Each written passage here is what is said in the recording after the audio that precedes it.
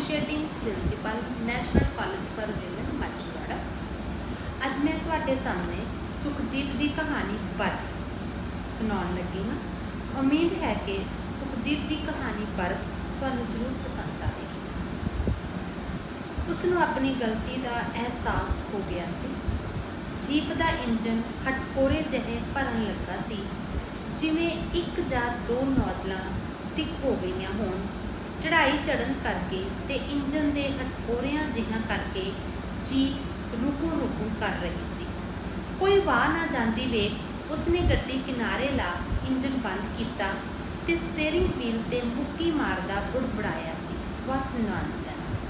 उसके बराबर बैठी उस तो साल को वड्डी उसकी भैन बरखा ने उस वाल झुंझला के वेख्या ते कहा, होटल वालियां ने कहा भी सी कि मौसम खराब है, पर कपल की रिसैप्शन पहुंचना भी तो जरूरी सी।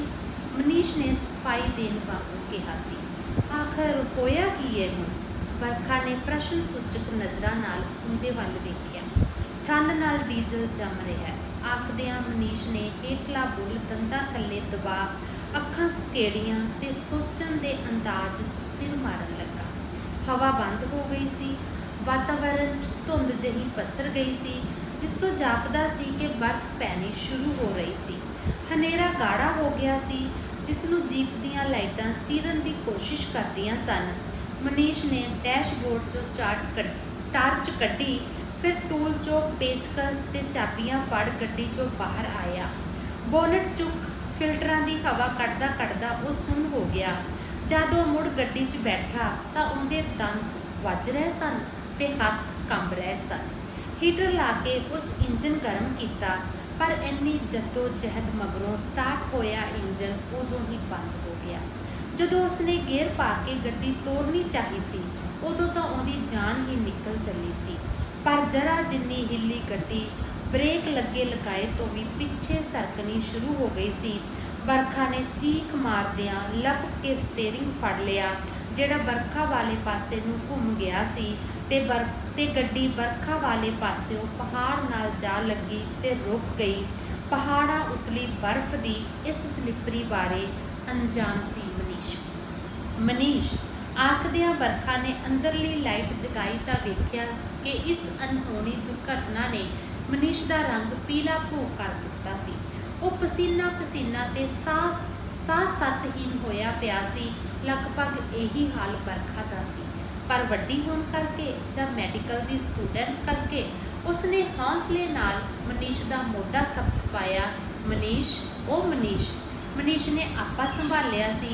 अपने वालों च उंगलां फेरदियां उसने सिर नूं झटकिया ते लंबा साह भरदियां कहा सी, बच गए। हाँ, शुक्र कर इस पासे पहाड़ ने, जे खड्ड हुंदी रोकदियां भी बरखा नूं झुंझणी आ गई सी। कपल का ब्याह देखणों तो रह गए। मनीष ने हार जाण वांगू कहा सी। उन्हें भी तो कमाल की है ब्याह लई थां चुनण दी। बरखा ने उन्होंने ही दोषी ठहराया सी। इसे नूं एडवेंचर कहते ने दीदी। चहकदियां मनीष ने माहौल नूं हल्का करना चाहया। एडवेंचर बरखा ने नक चढ़ाउंदियां कहा सी, थोड़ी देर पहला देखिया नहीं सी ते सुनिया है कि बर्फ पैन पिछों रोड कई दिन ब्लॉक रहती है। वो डोंट वरी दीदी, सवेरे देखा जाएगा। मनीष अंदरों डरिया होया भी दलेरी विखा रहा सी। मर्द होने करके शायद कोई 19-21 हो गई तो सारा एडवेंचर धरिया धराया रह जाएगा, बरखा ने कहा ते ठंड नाल धुपड़ी लई। फिर उसने पिछली सीट तो कंबल चुके ते उन्हां दीयां तैहां खोलण लगी। पर मनीष सोच रहा सी कि कंबल नाल ठंड तो दूर हो जाए शायद, पर भै उसने सीटी वजाउंदियां बैग चों रम की बोतल कढ लई सी। मनीष, ये की? बरखा ने टोकिया तो मनीष हैरान हो गया सी। बरखा नूं पता सी कि मनीष डैडी नाल अक्सर 1-2 पैग ला लैंदा सी। उंज भी वो नेवी विच सिलैक्ट हो चुका सी। फिर बरखा खुद भी मॉडर्न कुड़ी सी, डॉक्टरी विच आखिरी साल सी आउंदा। उन्हां दे दादा दादी जरूर पुराने ख्यालों के सन, पर घर उन्हां दा पूरा आधुनिक सी। बरखा के टोकन ते मनीष ने हैरानी नाल कहा सी, व्हाट दीदी, क्यों? देख मनीष, बरखा समझाउंदी बोली सी, घर की गल होर है, इत्थे आपां फस गए हाँ बुरी तरह। पी के जे तू सौ गया मैं की करूँ, फिर तू भी ला ले एक पैग दीदी, मनीष ने शरारत नाल कहा। तो बरखा पूरी वट के बोली, शर्म तो नहीं आती? बहुत आती है दीदी, मनीष ने मूँह लमका के नाटक करदियां कहा सी, फिर ठंड नूं देख के चली जाती है। बरखा कुछ कहन ही लगी सी कि मनीष की नज़र जीप तो बाहर चली गई। दीदी वो खुशी विच चीख ही पिया सीगा। बाहर देखो दीदी, बाहर देखिया तो आप मुहारे बरखा के मूँहों वाह वाह निकल गई सी। हैडलाइटां दे चानण विच जिहड़े थोड़ी देर पहला पानी दे तुक्के जहे जापदे सन, रूह दे खंबियां वांगू धरती ते विछ रहे सन। चिट्टे नरम जहे बर्फ के रेशमी गोड़े लाइटां विच चमकदे ते सड़क नूं चिट्टी होर चिट्टी कर देंदे। एक बार तां सब कुछ भुल के वो स्नोफॉल के आनंद च गुआच गए सन। ये उन्हां दा पहला मौका सी स्नोफॉल देखण दा। मनीष के दोस्त कपल ने अपने ब्याह की रिसैप्शन कुफरी रखी सी। उसने जोर नाल कहा सी, जरूर आयो मनीष, नाले स्नोफॉल देखिया जाओ। पर वो ये नहीं सी जानते कि स्नोफॉल उन्हां दा स्वागत कुफरी तो पहला ही करेगा, वो भी इस तरह कि वो उम्र भर भुल नहीं सकणगे। मनीष बोतल नूं भुल नहीं सी सकिया। उसने कंबल सवार के उत्ते लिया सी। बरखा नूं सामने बर्फ बारे दसदे ने गली ला लिया। गली ला के कंबल दे विच ही ढक्कन मरोड़ दिता। बरखा सामने पैरी बर्फ च गुआची हुई सी। मनीष ने यह कहंदियां अंदरली लाइट बुझा दी सी कि इस तरह आपां अंदर बैठे दिसांगे नहीं। पर बरखा ने सामने वेखदियां उवें गंभीरता नाल कहा सी, पर तू नीठ ना पीवी। तरपकिया सी मनीष। दीदी, उसने हैरानी नाल कहा सी। तो बरखा बोली सी, हम डॉक्टर होते हैं भाईजान। फिर डॉक्टर साहब ये भी दस दिओ कि इत्थे पानी कित्थे है। मनीष हस के बोलिया सी। वाह रे बुद्धू, बरखा ने उनका मजाक उड़ाया सी। कुदरत ने जिहड़ी इन्नी बर्फ दिती है वो नहीं दिसदी। मनीष ने कंबल चो हथ कटदियां मत्थे ते मारिया सी ते लाइट जगा दिती सी। वो खाली लीटर फड़ थल्ले उतर गया सी। जदों वो लीटर विच बर्फ पा के अंदर आया तो कंब रहा सी, पर ताजी बर्फ के स्पर्श नाल खुश नज़र आउंदा सी। बरखा ने लीटर फड़दियां बर्फ नूं छोया सी ते आनंदित हो उठी सी। फिर जदों लीटर विच बर्फ के उत्ते मनीष दम पा रहा सी तो बड़े रहस्यमयी अंदाज विच कहा सी बरखा ने, ऑन द रॉक्स। मनीष ने एक पल हथ रोक के बरखा वाल वेख्या सी। होर ही तरह ते कहा सी, तजर्बा कमाल है दीदी। वाट?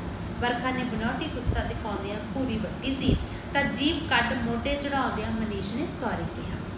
मनीष ने कुछ याद आउण वांगू हैडलाइटां बुझाइयां सी तां बोलिया, ध्यान ही नहीं रहा, इह तो गड्डी सवेरे स्टार्ट ही नहीं होनी, उंज किहड़ा स्टार्ट होना है। बरखा ने निराशता नाल कहा। इन्नी ना उम्मीद ना हो दीदी। मनीष नूं कुछ नशा हो गया सी ते उहदे गल करन दा अंदाज बदल गया सी।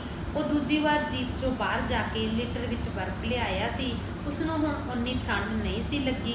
वो थोड़ी देर बाहर घुम्मिया सी ते उहदे कोट ते पई बर्फ नूं अपने हत्थां 'च भर के बरखा दा बड़ा जी कीता सी बर्फ 'च घुम्मण नूं, पर हौसला नहीं कर सकी। बाहरलियां लाइटां बंद हो गईयां सन तां एकदम हनेरा छा गया। सामने शीशे 'चों उन्हां दे अपने चेहरिਆਂ दे प्रतिबिंब दिस रहे सन, वड्डे वड्डे। बरखा नूं एकदम डर लग्या तो उसने काली पै के कहा, लाइटां जगा दे मनीष। मनीष ने 2 मिनट सोचिया, फिर लाइटां जगा दित्तियां सन ते फिर उसने बरखा वाल देख के पूछया, की गल है दीदी? बरखा ने जवाब देण दी थां सवाल ही कीता सी, इत्थे जंगली जानवर भी तां हुंदे होणगे शायद।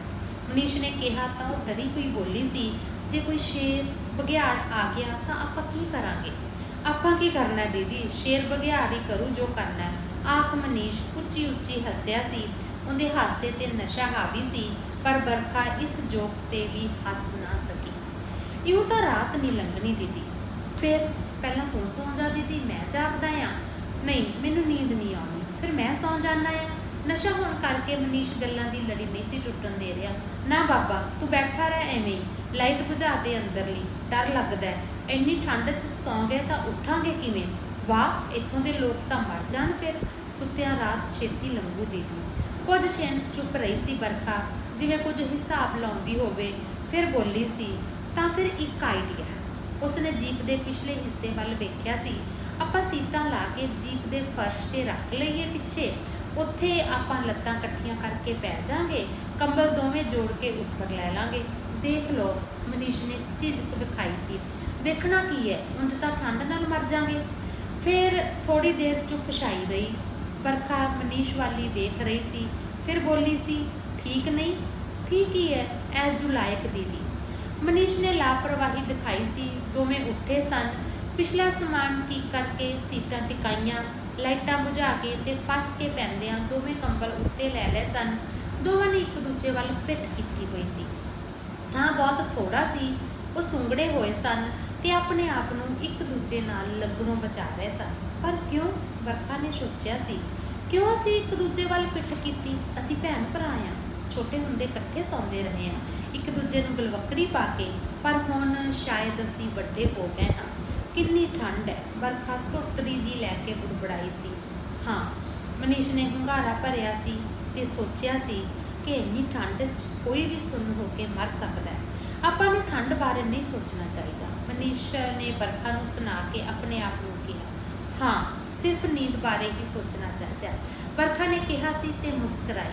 ਪਰ ਮਨੀਸ਼ ਨੂੰ ਜਿਉਂ-ਜਿਉਂ ਨਸ਼ਾ ਹੋ ਰਿਹਾ ਸੀ, ਕੁਝ ਨਿੱਘ ਮਿਲ ਰਿਹਾ ਸੀ, ਤਿਉਂ-ਤਿਉਂ ਪਤਾ ਨਹੀਂ ਕਿਵੇਂ ਉਹ ਯੂਨੀਵਰਸਿਟੀ ਵਾਲੀ ਨੀਨਾ ਬਾਰੇ ਸੋਚਣ ਲੱਗ ਪਿਆ। ਜਿਮਨਾਸਟਿਕ ਦੀ ਯੂਨੀਫਾਰਮ ਵਾਲਾ ਉਸਦਾ ਜਿਸਮ ਮਨੀਸ਼ ਦੇ ਖਿਆਲਾਂ ਵਿੱਚ ਘੁੰਮਣ ਲੱਗ ਪਿਆ ਸੀ, ਜਿਸ ਨੂੰ ਵੇਖ ਕੇ ਉਹ ਰੋਮਾਂਚਿਤ ਹੋ ਜਾਇਆ ਕਰਦਾ ਸੀ। ਮੈਨੂੰ ਪੀਣੀ ਨਹੀਂ ਸੀ ਚਾਹੀਦੀ, ਉਸਨੇ ਪਰੇਸ਼ਾਨ ਹੋ ਕੇ ਸੋਚਿਆ। ਪਹਿਲਾਂ ਤਾਂ ਮੈਨੂੰ ਸ਼ਿਮਲੇ ਤੋਂ ਤੁਰਨਾ ਹੀ ਨਹੀਂ ਚਾਹੀਦਾ ਸੀ। ਉਸ ਨੂੰ ਗਲਤੀ ਦਰ ਗਲਤੀ ਦਾ ਅਹਿਸਾਸ ਹੋ ਰਿਹਾ ਸੀ। ਫਿਰ ਮੈਨੂੰ ਪੀ ਕੇ ਬਰਖਾ ਨਾਲ ਇਸ ਤਰ੍ਹਾਂ ਨਹੀਂ ਸੀ ਪੈਣਾ ਚਾਹੀਦਾ। ਪਰ ਕਿਉਂ? ਉਸਨੇ ਸਾਰੇ ਖਿਆਲ ਝਟਕਦਿਆਂ ਸੋਚਿਆ, ਕਿਉਂ? ਬਰਖਾ ਮੇਰੀ ਦੀਦੀ ਹੈ, ਮੈਂ ਇੰਜ ਕਿਉਂ ਸੋਚ ਰਿਹਾ? ਮੈਨੂੰ ਨੀਂਦ ਬਾਰੇ ਸੋਚਣਾ ਚਾਹੀਦਾ ਹੈ। ਤੇ ਉਸਨੇ ਸਭ ਖਿਆਲ ਪਾਸੇ ਕਰ ਸਿਰਫ ਸੌਣ ਦੇ ਖਿਆਲ ਨਾਲ ਸਰੀਰ ਢਿੱਲਾ ਛੱਡ ਦਿੱਤਾ। ਜਿਉਂ ਹੀ ਮਨੀਸ਼ ਦਾ ਸਰੀਰ ਬਰਖਾ ਦੇ ਸਰੀਰ ਨੂੰ ਛੋਇਆ ਤਾਂ ਉਹ ਹੋਰ ਸੁੰਗੜ ਗਈ ਸੀ। ਉਹ ਵੀ ਇਉਂ ਹੀ ਸੋਚ ਰਹੀ ਸੀ ਕਿ ਜਿਸ ਬਘਿਆੜ ਦੀਆਂ ਅਸੀਂ ਗੱਲਾਂ ਕਰਦੇ ਹਾਂ, ਉਹ ਸਾਡੇ ਮਨ ਵਿੱਚ ਵੜ ਬੈਠਾ ਹੈ। ਸ਼ਾਇਦ ਉਹ ਸੋਚ ਰਹੀ ਸੀ, ਮੈਂ ਮਨੀਸ਼ ਨੂੰ ਪੀਣ ਤੋਂ ਰੋਕਿਆ ਕਿਉਂ ਨਾ? ਪਰ ਇੰਜ ਉਸ ਨੂੰ ਠੰਡ ਘੱਟ ਲੱਗੇਗੀ ਤਾਂ ਫਿਰ ਮੈਂ ਵੀ ਨਹੀਂ, ਸ਼ਾਇਦ ਹਾਂ। ਪਰ ਮੈਂ ਅਜਿਹਾ ਗਲਤ ਮਲਤ ਸੋਚ ਹੀ ਕਿਉਂ ਰਹੀ ਹਾਂ? ਨਹੀਂ, ਮੈਂ ਤਾਂ ਨਾਰਮਲ ਹਾਂ। ਫਿਰ ਮੈਂ ਸੁੰਗੜ ਕਿਉਂ ਰਹੀ ਹਾਂ? ਉਸਨੇ ਵੀ ਆਪਣਾ ਸਰੀਰ ਢਿੱਲਾ ਛੱਡ ਦਿੱਤਾ ਸੀ। ਉਹਨਾਂ ਦੇ ਸਰੀਰ ਇੱਕ ਦੂਜੇ ਨਾਲ ਪੂਰੀ ਤਰ੍ਹਾਂ ਲੱਗ ਗਏ ਸਨ। ਥੋੜੀ ਦੇਰ ਪਿੱਛੋਂ ਉਹ ਦੋਵੇਂ ਇਉਂ ਪ੍ਰਗਟ ਕਰਨ ਲੱਗੇ ਸਨ ਜਿਵੇਂ ਭੂਖ ਸੌਂ ਗਏ ਹੋਣ। ਇੱਕ ਦੂਜੇ ਨਾਲ ਲੱਗੀਆਂ ਪਿੱਠਾਂ ਨਿੱਘੀਆਂ ਹੋ ਰਹੀਆਂ ਸਨ। ਇਹ ਜਾਣਦੇ ਹੋਏ ਕਿ ਦੋਵੇਂ ਜਾਗ ਰਹੇ ਨੇ, ਉਹ ਸੁੱਤੇ ਹੋਣ ਦਾ ਦਿਖਾਵਾ ਕਰ ਰਹੇ ਸਨ।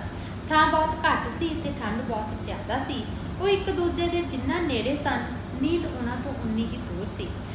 ਹੁਣ ਸ਼ਾਇਦ ਉਹ ਬੇਖਬਰ ਸਨ। ਸ਼ਿਮਲੇ ਤੇ ਫੁਕਰੀ ਵਿਚਾਲੇ ਬੰਦ ਹੋ ਗਈ ਜੀਪ ਤੋਂ, ਦੇਵਦਾਰ ਦੇ ਉੱਚੇ-ਉੱਚੇ ਰੁੱਖਾਂ ਤੋਂ, ਬਰਫ਼ ਨਾਲ ਚਿੱਟੀ ਹੋ ਰਹੀ ਸੜਕ ਤੋਂ ਤੇ ਯੱਖ ਕਰ ਦੇਣ ਵਾਲੀ ਠੰਡ ਤੋਂ। ਮਨੀਸ਼ ਨੇ ਨੀਨਾ ਬਾਰੇ ਸੋਚ ਕੇ ਆਪਣਾ ਬੁਰਾ ਹਾਲ ਕਰ ਲਿਆ ਸੀ। ਉਸ ਦੀਆਂ ਪੁੜਪੜੀਆਂ ਕੋਲੋਂ ਸੇਕ ਨਿਕਲਣ ਲੱਗਾ ਸੀ। ਉਸ ਦਾ ਮੂੰਹ ਲੇਸ ਜਹੀ ਨਾਲ ਭਰ ਗਿਆ ਸੀ। ਜਦੋਂ ਉਸ ਨੂੰ ਆਪਣਾ ਸਾਹ ਰੁਕਦਾ ਲੱਗਿਆ ਤਾਂ ਉਹ ਝੱਕੇ ਨਾਲ ਉੱਠਿਆ ਸੀ। ਬਰਖਾ ਦਾ ਰੋਮ ਕੰਬ ਗਿਆ ਸੀ। ਮਨੀਸ਼ ਨੇ ਜੀਪ ਦਾ ਪਿਛਲਾ ਦਰਵਾਜ਼ਾ ਖੋਲ੍ਹਿਆ ਤੇ ਬਾਹਰ ਨਿਕਲ ਗਿਆ। ਬਾਹਰ ਬਰਫ਼ ਪੈਣੀ ਬੰਦ ਹੋ ਗਈ ਸੀ ਤੇ ਹਵਾ ਚੱਲਣ ਲੱਗ ਪਈ ਸੀ। ਉਸ ਨੂੰ ਨਹੀਂ ਸੀ ਪਤਾ ਕਿ ਜਦੋਂ ਬਰਫ਼ ਪੈਣ ਤੋਂ ਬਾਅਦ ਹਵਾ ਚੱਲਦੀ ਹੈ ਤਾਂ ਠੰਡ ਇੰਨੀ ਵੱਧ ਜਾਂਦੀ ਹੈ। ਹਵਾ ਦੇ ਫੇੜਿਆਂ ਨੇ ਸ਼ਿਨਾਂ ਵਿੱਚ ਹੀ ਉਸਦੇ ਮੱਗ ਦੇ ਸਰੀਰ ਨੂੰ ਸੁੰਨ ਕਰ ਦਿੱਤਾ ਸੀ। ਪਿਸ਼ਾਬ ਕਰਦਾ ਉਹ ਠੰਡਾ ਜੱਕ ਹੋ ਗਿਆ ਸੀ ਤੇ ਉਸਦਾ ਦੰਦੋ ਡਿੱਕਾ ਵੱਜਣ ਲੱਗਾ ਸੀ। ਜੀਪ ਦਾ ਦਰਵਾਜ਼ਾ ਬੰਦ ਕਰ ਕੰਬਲ 'ਚ ਵੜਨ ਲੱਗਾ। ਉਹ ਫਿਰ ਉੱਠ ਬੈਠਾ ਸੀ। ਮਨ ਦੇ ਵਿੱਚ ਬੜੇ ਚੋਰ ਦਾ ਡਰ ਅਜੇ ਗਿਆ ਨਹੀਂ ਸੀ। ਸ਼ਾਇਦ ਉਸਨੇ ਬਰਖਾ ਨੂੰ ਬੁਲਾਇਆ ਸੀ, ਬਰਖਾ, ਇਹ ਬਰਖਾ। ਆਪਣੀ ਆਵਾਜ਼ ਤੇ ਉਹ ਹੈਰਾਨ ਹੋ ਗਿਆ। ਉਸਨੇ ਤਾਂ ਦੀਦੀ ਆਖਣਾ ਸੀ, ਸਗੋਂ ਅੱਜ ਤੱਕ ਦੀਦੀ ਹੀ ਆਖਦਾ ਆਇਆ ਸੀ। ਪਰ ਬਰਖਾ ਉਵੇਂ ਘੇਸ ਮਾਰੀ ਪਈ ਰਹੀ। ਅਗਲੀ ਵਾਰ ਮਨੀਸ਼ ਨੇ ਜ਼ੋਰ ਲਾ ਕੇ ਕਿਹਾ, ਬਰਖਾ, ਬਰਖਾ ਦੀਦੀ। ਬਰਖਾ ਨੇ ਬੇਹੱਦ ਅਲਸਾਈ ਜਿਹੀ ਹੂੰ ਕਹੀ ਸੀ ਤੇ ਬਹੁਤ ਹੀ ਅਨੀਂਦਰੀ ਆਵਾਜ਼ 'ਚ ਪੁੱਛਿਆ ਸੀ, ਕੀ ਹੈ? ਮੈਂ ਕਿਹਾ, ਜੇ ਤੂੰ ਔਖ ਮਹਿਸੂਸ ਕਰਦੀ ਹੈ ਮੈਂ ਅੱਗੇ ਜਾ ਪਵਾਂ? ਓ ਨੋ, ਨਹੀਂ ਮਨੀਸ਼, ਸੌਂ ਜਾ ਤੂੰ। ਆਖਦਿਆਂ ਬਰਖਾ ਨੇ ਉਹਦੇ ਵੱਲ ਮੂੰਹ ਕਰ ਲਿਆ। ਮਨੀਸ਼ ਦਾ ਕਾਂਬਾ ਕੁਝ ਘਟ ਗਿਆ ਸੀ। ਉਸਨੇ ਵੀ ਬਰਖਾ ਵੱਲ ਮੂੰਹ ਕਰਕੇ ਲਪੇਟਦਿਆਂ ਕੰਬਲ ਨੂੰ ਚੁਫੇਰਿਓਂ ਚੰਗੀ ਤਰ੍ਹਾਂ ਦਬਾ ਲਿਆ ਸੀ। ਬਰਖਾ ਨੂੰ ਮਨੀਸ਼ ਦਾ ਇੰਜ ਬੁਲਾਉਣਾ ਚੰਗਾ ਲੱਗਿਆ ਸੀ। ਸ਼ਾਇਦ ਉਸਦਾ ਜੀਅ ਕੀਤਾ ਸੀ ਕਿ ਉਹ ਮਨੀਸ਼ ਦੀਆਂ ਪੁੜਪੜੀਆਂ ਤੇ ਉਂਗਲਾਂ ਫੇਰੇ ਪੌਂਡੀਆਂ ਜਿਵੇਂ ਨਿੱਕੇ ਹੁੰਦੇ ਤੋਂ ਫੇਰਦੀ ਹੁੰਦੀ ਸੀ। ਉਦੋਂ ਤਾਂ ਮਨੀਸ਼ ਇਉਂ ਕੰਨਾਂ ਕੋਲ ਖਾਜ ਕਰਵਾਉਣ ਤੋਂ ਬਿਨਾਂ ਸੌਂਦਾ ਹੀ ਨਹੀਂ ਹੁੰਦਾ ਸੀ। ਇਹ ਆਦਤ ਮਨੀਸ਼ ਨੂੰ ਦਾਦੀ ਨੇ ਪਾਈ ਸੀ। ਉਦੋਂ ਮਨੀਸ਼ ਤੇ ਬਰਖਾ ਇਕੱਠੇ ਸੌਂਦੇ ਹੁੰਦੇ ਸਨ, ਇੱਕ ਦੂਜੇ ਤੋਂ ਬਾਂਹ ਮਿਲਾ ਕੇ। ਫਿਰ ਦਾਦੀ ਨੇ ਹੀ ਵਰਜ ਦਿੱਤਾ ਇਕੱਠੇ ਸੌਣ ਤੋਂ।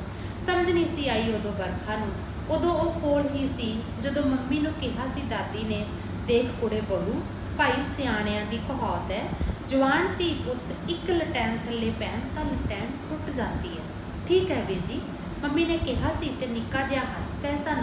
ਉਸ ਮਗਰੋਂ ਉਹ ਇਕੱਠੇ ਨਹੀਂ ਸਨ ਸੁੱਤੇ ਕਦੇ। ਬਰਖਾ ਨੇ ਉਂਝ ਹੀ ਪੁੱਛਿਆ ਵੀ ਸੀ ਕਿ ਬੀਜੀ ਇਹ ਲਟੈਣ ਕੀ ਹੁੰਦੀ ਹੈ ਤੇ ਟੁੱਟ ਕਿਵੇਂ ਜਾਂਦੀ ਹੈ।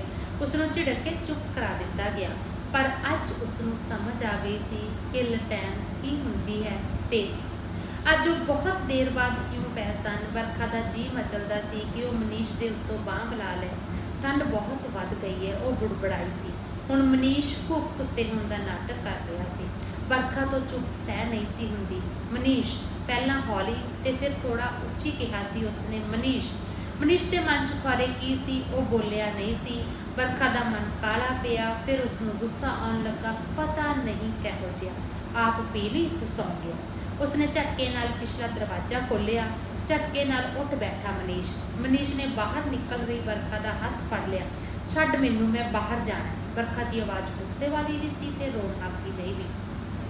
ਪਰ ਦੂਜਾ ਹੱਥ ਬਰਖਾ ਦੀ ਪਿੱਠ ਤੇ ਰੱਖਦਿਆਂ ਮਨੀਸ਼ ਨੇ ਕਿਹਾ ਸੀ, ਕੀ ਗੱਲ ਹੈ ਬਰਖਾ, ਤੂੰ ਤੇ ਕੰਬਦੀ ਪਈ ਹੈ। ਉਸਦੀ ਆਪਣੀ ਆਵਾਜ਼ ਵਿੱਚ ਵੀ ਇੱਕ ਕੰਬਾ ਸੀ। ਬਰਖਾ ਦੇ ਬੁੱਲ ਫਰਕੇ ਸਨ, ਸਿਰਫ ਜਿਵੇਂ ਕਿਹਾ ਹੋਵੇ, ਤੈਨੂੰ ਕੀ ਬਰਖਾ, ਤੈਨੂੰ ਤੇ ਬੁਖਾਰ ਜਾਪਦਾ ਹੈ ਸ਼ਾਇਦ। ਮਨੀਸ਼ ਨੇ ਉਸਦੇ ਮੱਥੇ ਤੇ ਹੱਥ ਰੱਖਿਆ। ਸ਼ਾਇਦ, ਬਰਖਾ ਨੇ ਕਿਹਾ ਸੀ ਤੇ ਉਸ ਤੋਂ ਹੱਥ ਛੁਡਾ ਬਾਹਰ ਨਿਕਲ ਗਈ। ਬਾਹਰ ਠੰਡ ਬਹੁਤ ਵੱਧ ਗਈ ਸੀ, ਪਰ ਬਰਖਾ ਨੂੰ ਠੰਡ ਨਹੀਂ ਸੀ ਲੱਗ ਰਹੀ। ਉਸਦਾ ਜੀਅ ਕਰਦਾ ਸੀ ਉਹ ਸਾਰੇ ਕੱਪੜੇ ਲਾ ਦੇਵੇ ਤੇ ਬਰਫ਼ ਉੱਤੇ ਲੇਟ ਜਾਵੇ, ਬਰਫ਼ ਨੂੰ ਆਪਣੀ ਬੁੱਕਲ 'ਚ ਭਰ ਲਵੇ, ਬਰਫ਼ ਦੇ ਬੁੱਕ ਭਰ ਭਰ ਕੇ ਆਪਣੇ ਅੰਦਰ ਸੁੱਟੇ। ਜਦੋਂ ਉਹ ਬਰਫ਼ ਉੱਤੇ ਬੈਠੀ ਤੇ ਬਰਫ਼ ਉਸਦੇ ਸਰੀਰ ਨੂੰ ਛੂਹਣ ਲੱਗੀ ਤਾਂ ਉਸਦਾ ਸਾਰਾ ਸਰੀਰ ਮੱਚਣ ਲੱਗ ਪਿਆ ਸੀ। ਬਰਫ਼ ਵਿੱਚ ਕੋਈ ਅੱਗ ਸੀ ਜਿਹੜੀ ਉਹਦੇ ਅੰਦਰ ਭਰਤੀ ਜਾਂਦੀ ਸੀ ਤੇ ਉਹ ਬਰਫ਼ ਦੇ ਵਿੱਚ ਸਮਾ ਜਾਣ ਲਈ ਛਟਪਟਾ ਰਹੀ ਸੀ। ਧੰਨਵਾਦ। ਚੌਹਾਨ ਇੰਟਰਟੇਨਮੈਂਟ ਤੁਹਾਡਾ ਆਪਣਾ, ਤੁਹਾਡੇ ਲਈ।